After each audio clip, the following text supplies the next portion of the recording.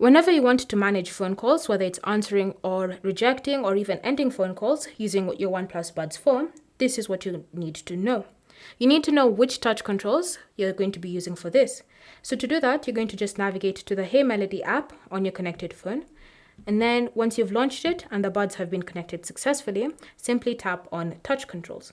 From here, you'll see left and right, and each bud has its own touch controls. So for example, on the left bud, whenever you want to answer or end a call, you're going to just double tap.